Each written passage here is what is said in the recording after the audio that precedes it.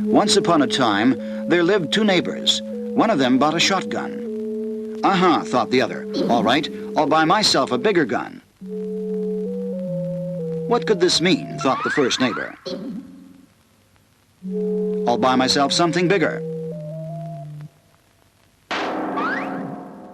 By the end of the 1960s, the Soviet Union seemed likely to match America's nuclear arsenal. The two superpowers faced a choice: slow down their competition, the process that would be called Detente, or continue an arms race that could end in all-out war.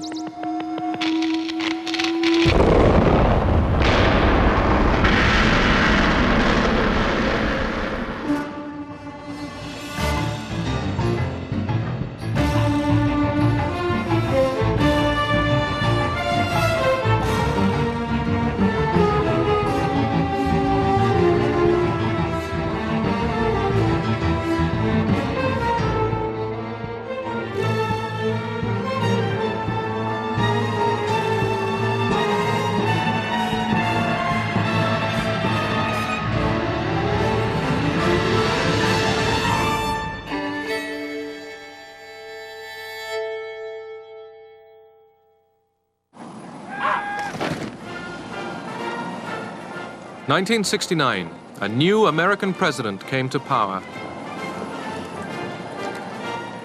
Richard Nixon had new ideas about how to make the Cold War less dangerous. He was ready to accept the Soviet Union as America's nuclear equal. When President Nixon came into office, the conventional wisdom of all the media and the people who thought of themselves as intellectuals was that he was a warmonger and that they had to moderate him, and we were under enormous pressure to start negotiations on trade, on salt, on a whole complex of things.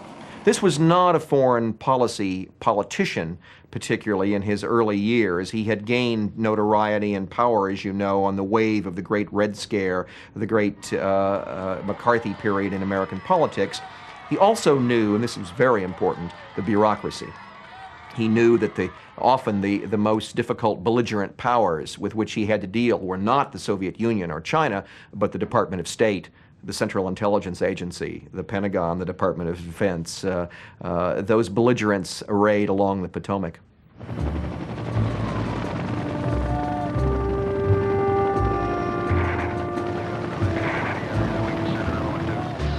Although Nixon wanted to revise America's Cold War strategy, his first priority was to get American troops out of the war in Vietnam.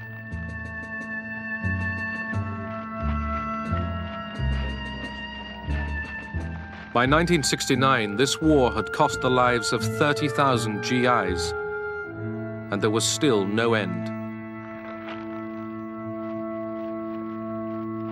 When I became Secretary of Defense, there were 550,000 men on the ground in Vietnam, another 1,200,000 in Asia in the Navy and the Air Force supporting this operation. It was a big war.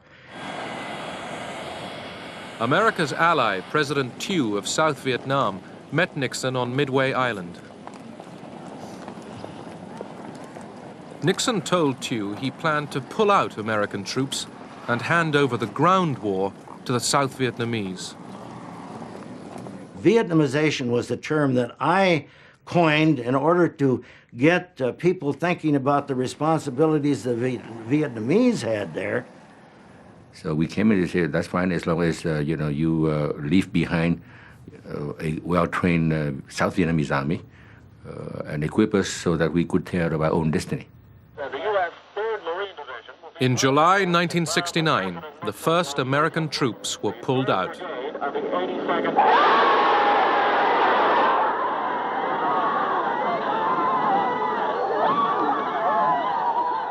Both Nixon and Kissinger knew what it was doing to our society, the controversy, the distractions, the financial costs, the terrible human toll in terms of lives lost and wounded, not only of Americans, but Vietnamese and others, and also the distractions from other foreign policy initiatives. It's one reason that Nixon and Kissinger wanted to open up with China and to improve relations with Russia, partly to try to bring pressure on the Vietnamese to negotiate a settlement, partly to show a dramatic forward movement of our foreign policy that we were not crippled and paralyzed by the Vietnam War.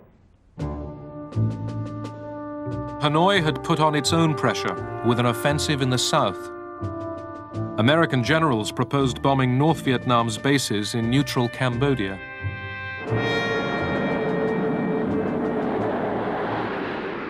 Nixon agreed to the bombing, but insisted the raids in Cambodia be kept secret.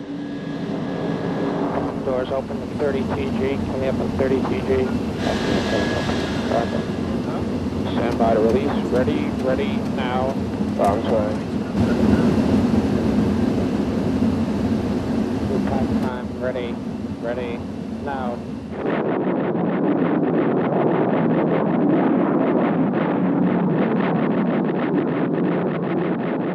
I was all for bombing the sanctuaries in Cambodia, but I could not tell the President of the United States, the Secretary of State, or the National Security Advisor, Henry Kissinger, that I could keep it secret. And I thought it would be a very bad thing if that came out at a later time. And I knew it would, because we had 12,000 people that had all that information, and you just can't keep secrets. Laird was right. Anti-war demonstrators protested.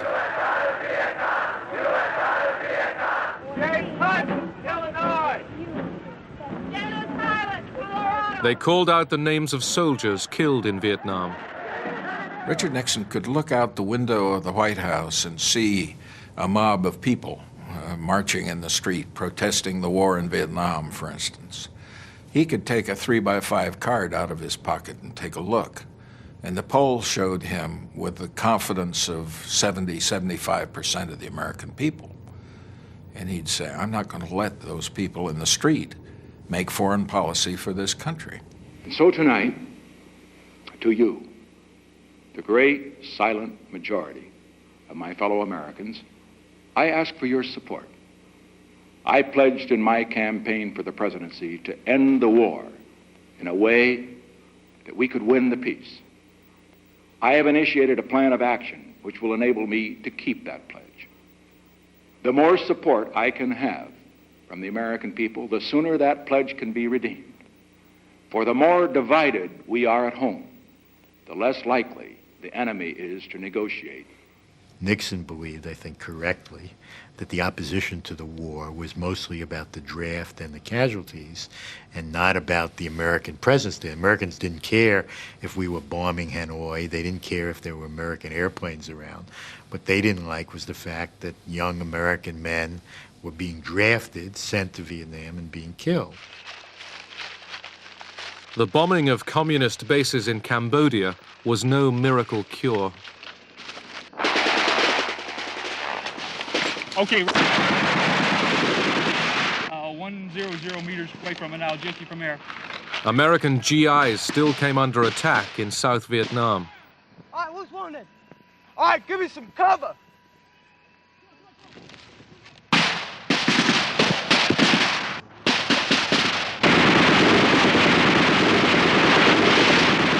Can you move them? Okay, try to bring them back here. Remember to stop the bleeding. You gotta stop.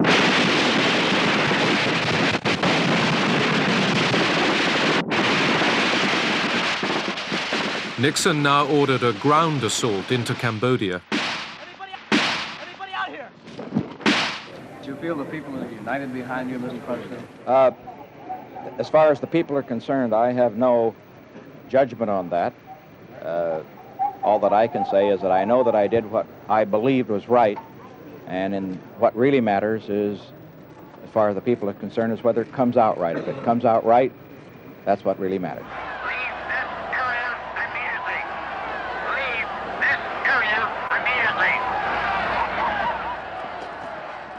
Nixon's invasion of Cambodia produced violent protests on American campuses. Ready position.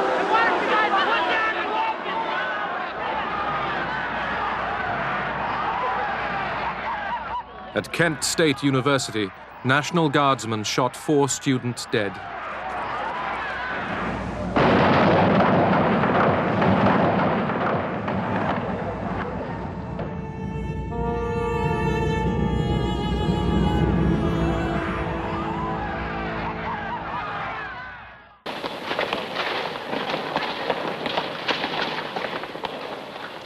Every year, in the early spring and late autumn, the Soviet Army gets its new recruits.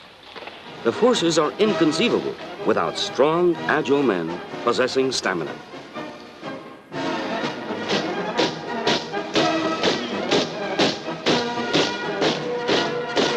These are fighting men.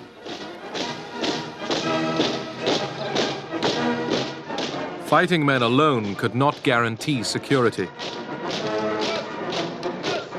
Soviet leaders wanted arms agreements that recognized their nuclear parity with America.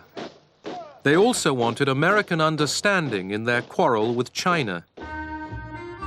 The Communist Party chief, Leonid Brezhnev, championed relaxation of Cold War tension with America, the policy that would be called Detente. He was on his way to the very top of Soviet power. Brezhnev was a sincere person in many ways. He had been through the great patriotic war from beginning to end. He returned with the very strong conviction that he had to do his best to prevent war. This was illustrated every time he went to a collective farm or factory. He would ask people, "How are things?" And they would complain, but then they would say, "Well, we can put up with it as long as there is no war."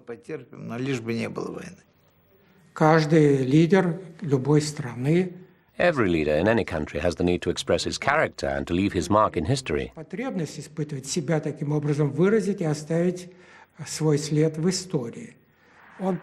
He wanted to become the leader of the Soviet government. One of the ways he had of strengthening his position was making foreign policy his priority.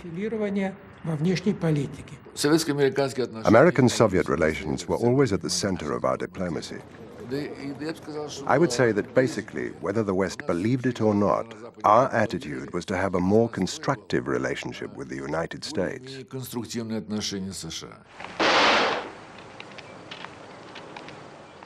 In Europe, the Cold War showed itself most painfully in the Iron Curtain that divided the two Germanys.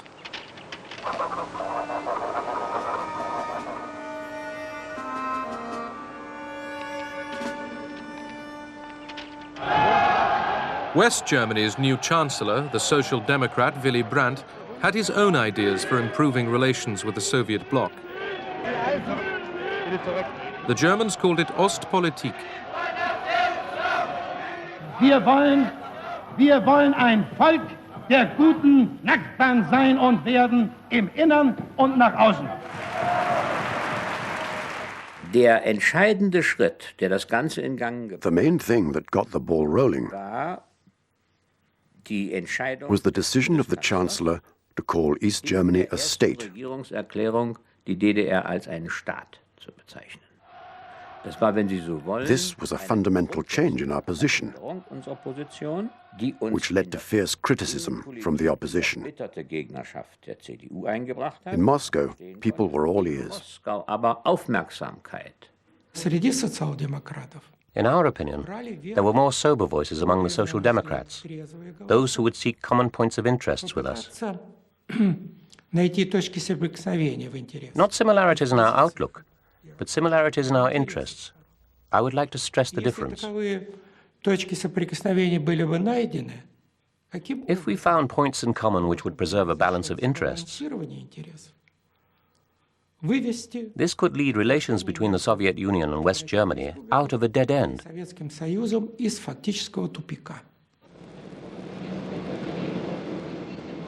Willy Brandt became the first West German chancellor to visit East Germany.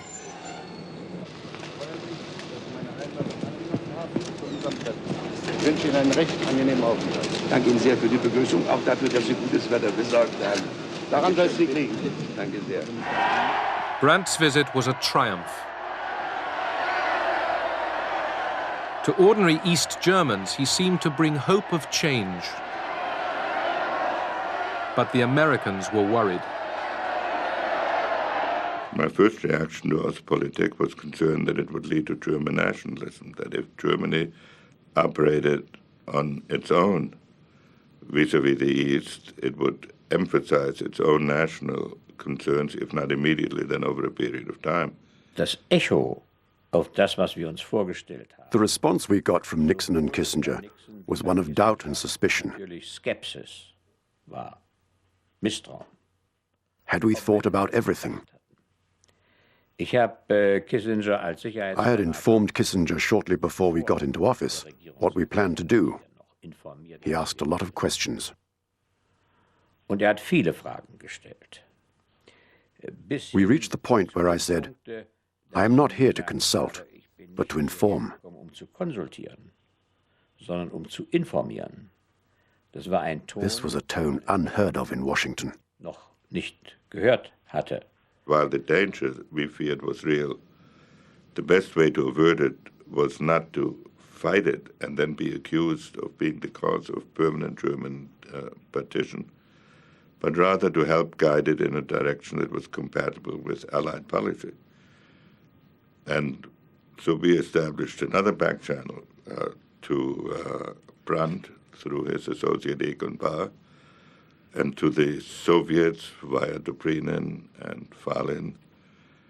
And we insisted that before anything could be concluded with respect to Germany, absolute assurances had to exist with respect to our position in Berlin.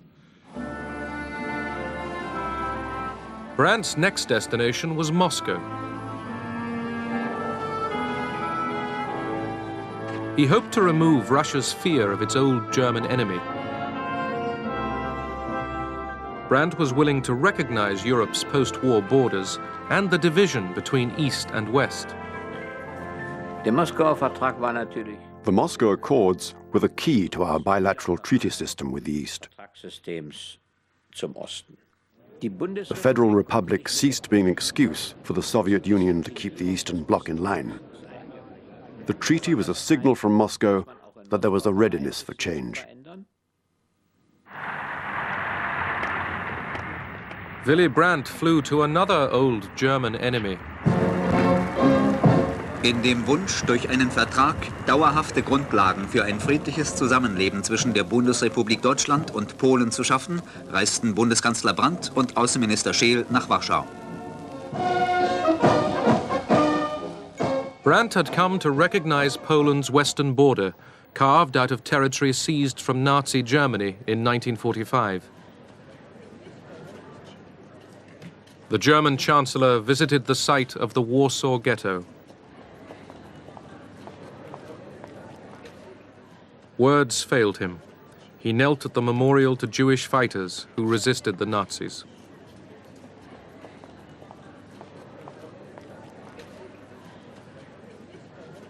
Brandt war, wenn Sie so wollen, ein Glücksfall. Brandt was a stroke of luck for German history. For the Americans, he symbolized reliability. He had proved himself the defender of Berlin against the menace of the East. And for the East, he was a resistance fighter against the Nazis, without any doubt. Nazis eben unbezweifelbar gewesen ist. In a divided Germany, these steps towards détente brought welcome cracks in the Berlin Wall. Families and friends separated by the wall could see each other once again.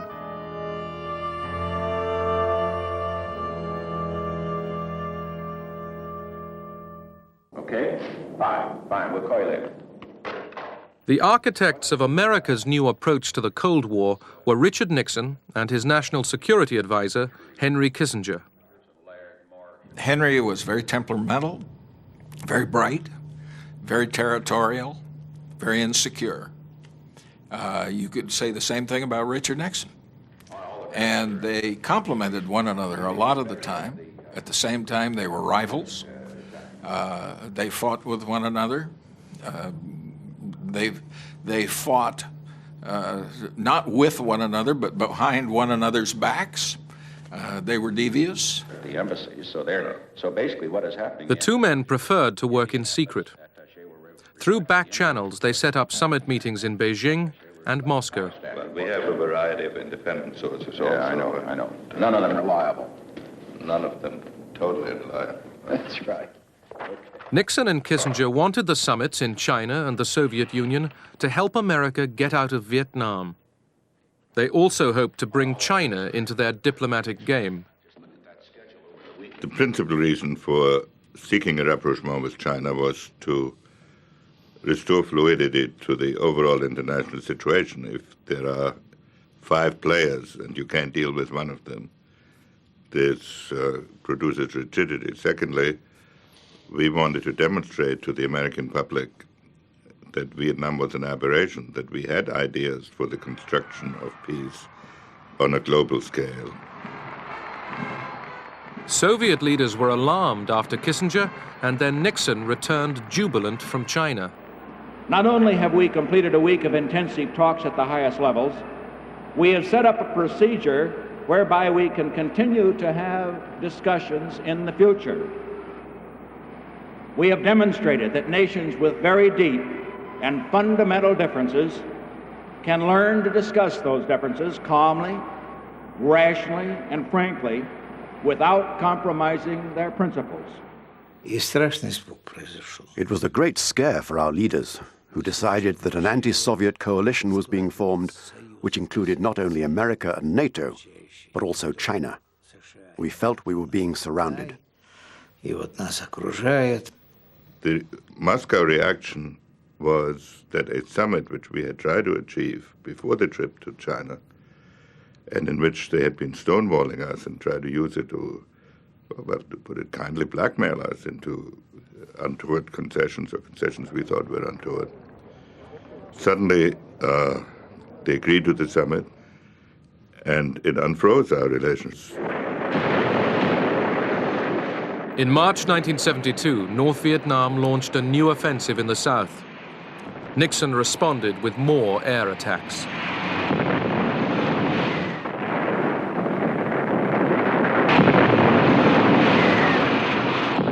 Would the Soviets receive Nixon in Moscow while his planes were bombing their North Vietnamese ally?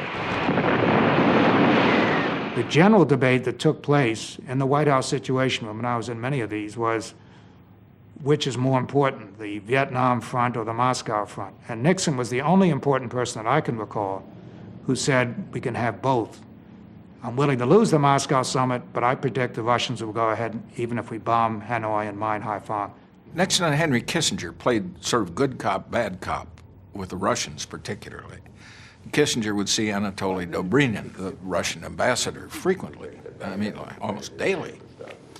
And his line was, look, I work for this crazy man. There's no telling what he might do. So Anatoly, you and I, as reasonable men, must work together to an accommodation between our countries. Kissinger was uncertain whether Moscow would allow the summit to go ahead. I went to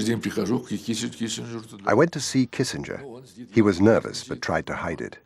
He said jokingly, "Okay, let's have a bet," because he knew I had a piece of paper with the official Soviet reply. He said, "Let's bet whether I can guess the answer." So we bet a crate of champagne. I asked him, "So what do you think the Soviet answer is?" He was convinced that the summit had been postponed to a later date. In fact, the official Soviet reply was, "The summit is going ahead, as planned."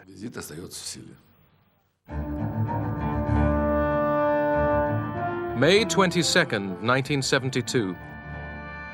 Richard Nixon became the first serving American president to be received in the Kremlin. The summit reached agreements to limit offensive and defensive nuclear weapons, and it laid the foundation of Detente. For Brezhnev and Nixon, this was the most dramatic proof yet of the new relationship between their two countries. But first, the Soviets had to make their point on Vietnam. President Nixon, Dr. Kissinger, myself, and one other officer, 4 of us, went out to Brezhnev's country dacha. And there we saw Brezhnev, Kosygin, Podgorny, and the National Security Advisor on their side, 4 and 4.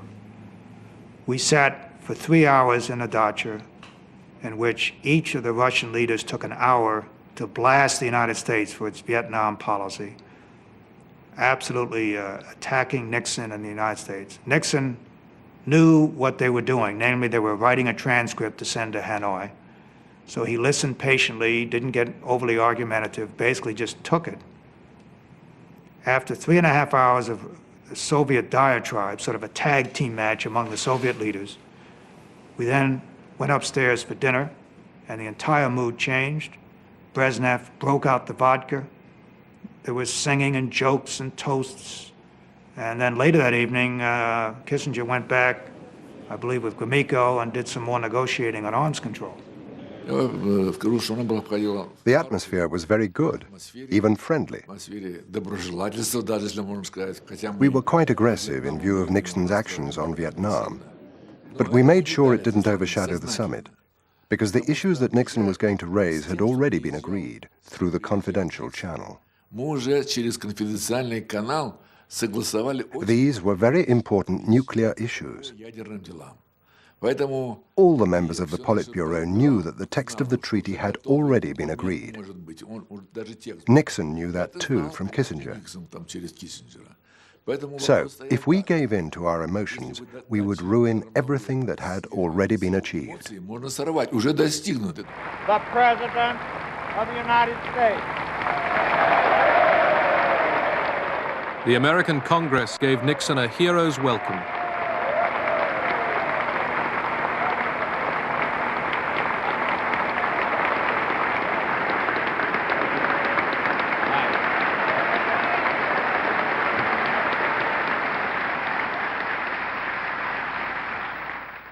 Last Friday in Moscow, we witnessed the beginning of the end of that era, which began in 1945. We took the first step toward a new era of mutually agreed restraint and arms limitation between the two principal nuclear powers. With this step, we have enhanced the security of both nations. We have begun to check the wasteful and dangerous spiral of nuclear arms, which has dominated relations between our two countries for a generation. We have begun to reduce the level of fear by reducing the causes of fear for our two peoples and for all peoples in the world. 2 weeks after Nixon's return from Moscow, 5 men working for his re-election campaign were arrested for breaking into the Washington headquarters of the Democratic Party. It was the start of a major scandal, Watergate.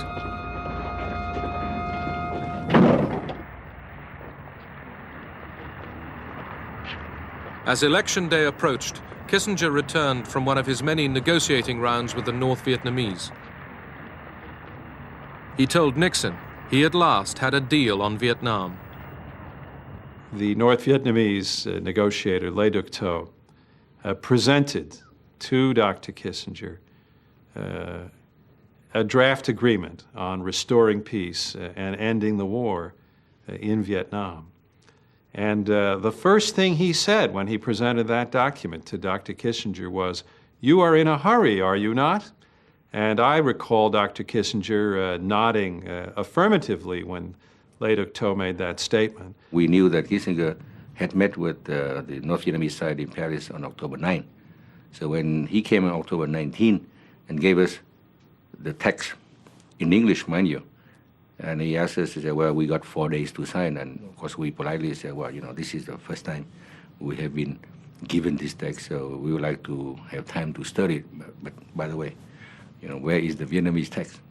When I see the widows, the orphans, when I see so many tombs, so many sacrifices for the freedom and liberty of Vietnam, I reaffirm again that the whole people of South Vietnam will resist again any peace which demand the rendition of South Vietnam and which will give the South Vietnam to the communist aggressors. I have great sympathy for Thieu. And at the same time, I have great sympathy for our problem. We faced 65 congressional resolutions in the year 1972 alone that were urging unilateral withdrawal from Vietnam. And Mr. Kissinger said, well, if you sign this, we're going to bring peace, and we'll be, South Vietnam will be developed, people will be happy, at which President Thieu said, listen, we have the interest and the future of our country. We are not looking for Nobel Prize. South Vietnam refused to sign. With his deal facing collapse, Kissinger hastily reassured Hanoi America still wanted an agreement. We believe that peace is at hand. We believe that an agreement is within sight. It is inevitable that in a war of such complexity, that there should be occasional difficulties in reaching a final solution. This latest setback in the Vietnam peace talks did not damage Nixon. He was easily re-elected for a second term. Back in Paris, Kissinger had to put Thieu's objections to the North Vietnamese. How do I get out of here? We thought you weren't having a meeting today, sir. Well, do something surprising. It's getting to be difficult to have a secret rendezvous in Paris. It certainly is. Will you be meeting again tomorrow, sir? We expect to, yes. One day we were on the verge of finalizing the text. The next day there were suddenly 10 or 12 different issues that popped up and were unresolved. And then Le Duc Tho said that he had to go back to Hanoi for consultations. Le Duc Tho left Paris and the talks broke down. Nixon ordered air raids on North Vietnam, hoping to bludgeon Hanoi into agreement and at the same time bolster the South.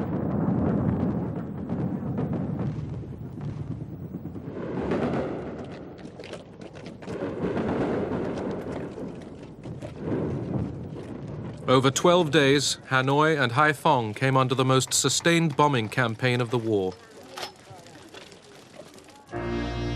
The bombing served its purpose. North and South Vietnam were ready to agree to the deal that Kissinger put together.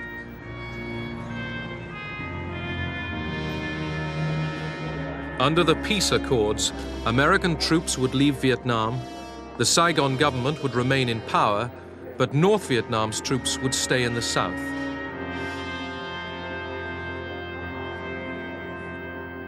Nixon called it peace with honor.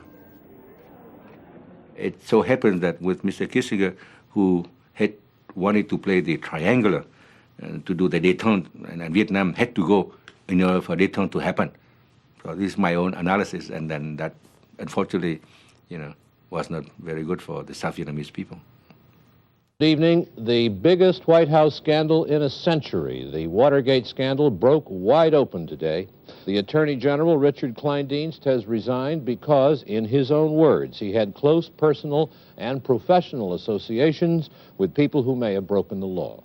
The two closest men to the president, H.R. Haldeman, his chief of staff, and John Ehrlichman, his chief domestic advisor, have resigned. Last week, both men were fighting hard to keep their jobs. We had a great staff system in the White House for dealing with crises.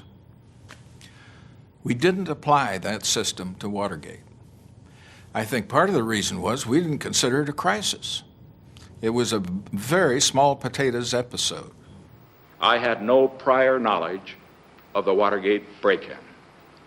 I neither took part in nor knew about any of the subsequent cover-up activities. I neither authorized nor encouraged subordinates to engage in illegal or improper campaign tactics. That was And that is the simple truth. Regardless of Watergate, the process of détente continued. Brezhnev came to America for a second summit with Nixon. In California, the Soviet leader partied with Hollywood film stars.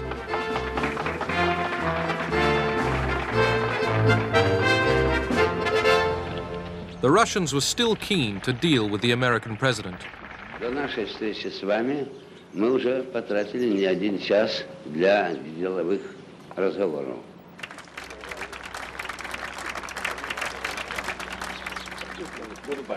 Goodbye.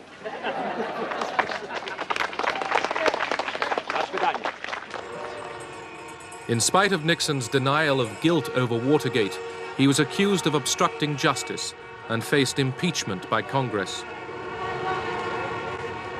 In August 1974, Richard Nixon, the man who took America into détente, gave up the fight and resigned.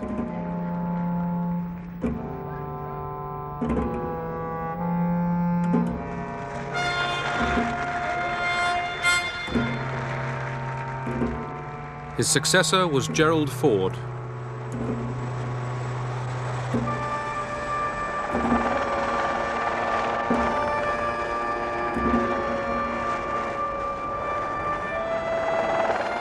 The Soviet leadership was astonished by Nixon's downfall. They thought, how could the most powerful person in the United States, the most important person in the world, be legally forced to step down for stealing some silly documents? It was so contrary to the mentality of the Soviet leaders that a person in such a senior position could be removed by legal means. They simply couldn't understand it.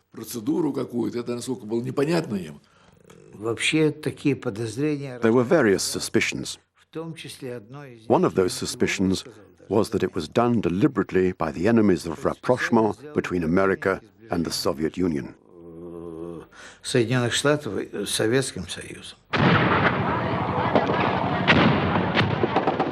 In Vietnam, the 1973 peace accords had not stopped the fighting.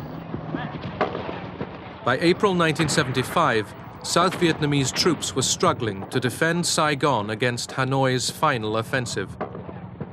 They could expect little help from the Americans. The Congress of the United States refused to supply the kind of military assistance that was necessary to keep the South Vietnamese military forces strong. South Vietnamese who had fought and worked alongside the Americans against the communists besieged the U.S. Embassy.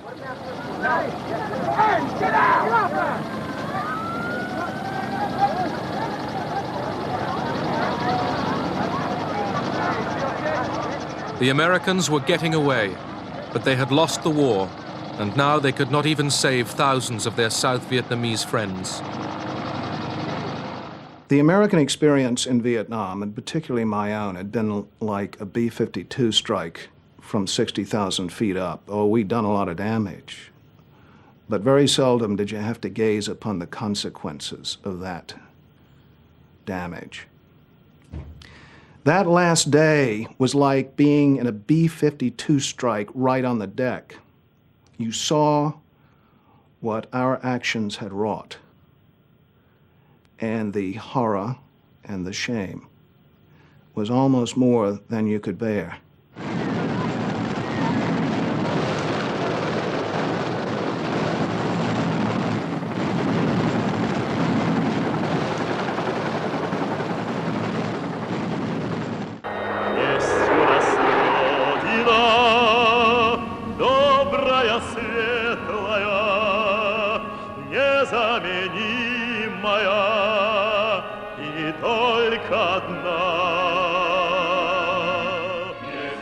The Soviet Union proclaimed itself confident.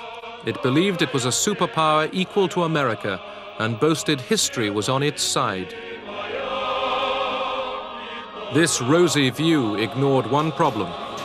How are you feeling? The treatment of Soviet dissidents like the writer Alexander Solzhenitsyn threatened to derail Detente.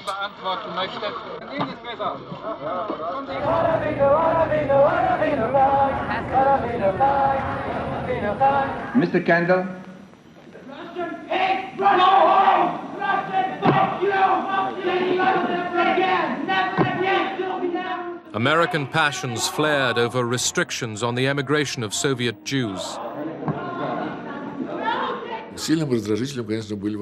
The questions of Jewish emigration from the Soviet Union and of human rights were a very strong irritant.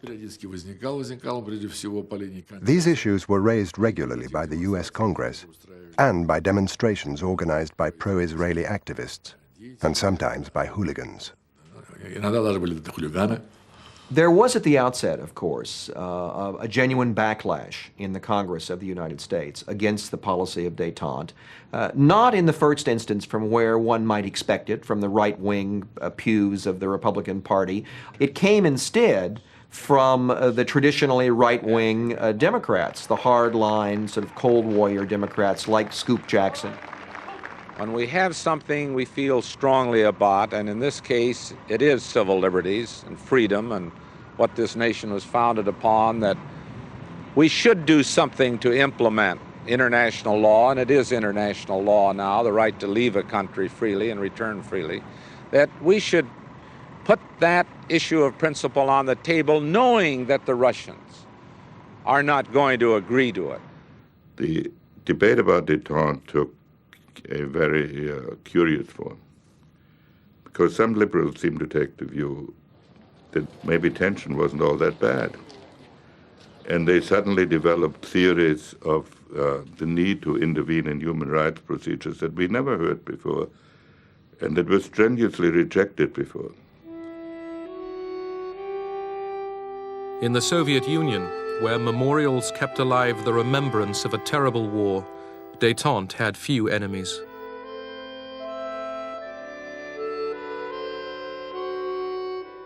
Soviet leaders hoped to guarantee their country's status and security with a treaty to be signed in Helsinki, which would recognize the post-war division of Europe.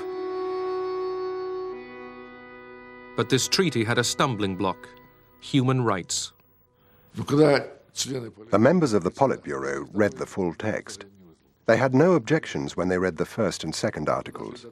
When they got to the third, humanitarian article, their hair stood on end. Suslov said it was a complete betrayal of communist ideology. Gromyko then came up with the following argument.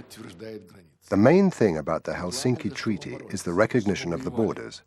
That's what we shed our blood for in the Great Patriotic War.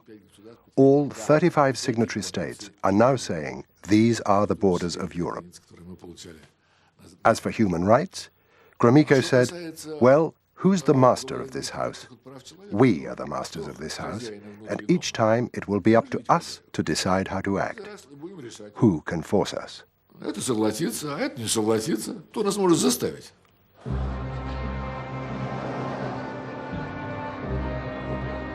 After overcoming the doubts of his colleagues, Brezhnev arrived in Helsinki, keen to cut a figure among leaders from East and West. Людям, принадлежавшим поколению, которое пережило ужасы Второй мировой войны, особенно отчетливо виден исторический смысл настоящего совещания. Право на мир должно быть обеспечено всем народам Европы. Both sides believed they had the agreement they wanted. The Soviet Union and the Warsaw Pact nations did not recognize that the human rights provision was a time bomb. We, the United States, believed that if we could get the Soviet Union and the Warsaw Pact nations to respect human rights, that was worth whatever else was agreed to in the Helsinki Accords. 3, 2, engine sequence start. 1, 0, launch commit. We have a liftoff. All engines building up thrust. Thanks to Detente, rockets could now point the way to coexistence rather than war. Houston flight, Zug Moskva. Корабль «Союз» готов к стыковке. Apollo Houston, I got two messages for you. Moscow is go for docking. Houston is go for docking. It's up to you guys. Have fun.